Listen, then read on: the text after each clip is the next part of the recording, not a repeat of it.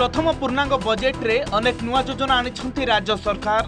ओडिशा रे आरंभ हेबो मुख्यमंत्री कन्या विवाह योजना। ए योजना रे सामूहिक विवाह आयोजन कराजिबो। विवाहर समस्त खर्च सरकार वहन करिवे। एथिपई 12 कोटी टंकार बेबराद रहिछि। बेले बेले गरीब परिवार माने झील मान को सम्मान सह विवाह करवा आर्थिक दृष्टिकोण असहाय हो पड़ती। एथिपाई मु एक नुआ योजना मुख्यमंत्री कन्या विवाह योजना प्रस्ताव दूसरी। यही योजना अधीन में सामूहिक विवाह आयोजन कराजिबो एवं सरकार समस्त खर्च वहन करने सहित कन्या को उपहार प्रदान करेंगे। एथिपाई 12 कोटी टंकार व्ययबराद प्रस्ताव रखिछि।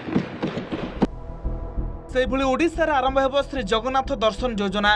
जिलारो बस जोगे मागणा पुरी आसिबे श्रद्धालु। रहिबा खाइबा और समस्त खर्च सरकार वहन करिवे। एथिपई 30 कोटी टंकार व्ययबराद रहिछि। ओडिया अस्मिता पई बजेट रे स्वतंत्र व्ययबराद रहिछि। बकुल वन उन्नयन पई 50 कोटी, मुख्यमंत्री कलाकार सहायता पई 194 कोटी एवं सांस्कृतिक अनुष्ठान बाबद को 77 कोटी व्ययबराद होइछि।